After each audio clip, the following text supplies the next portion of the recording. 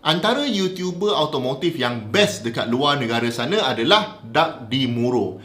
Doug DeMuro ni dia fokus kepada quirk and features sesebuah kereta tu.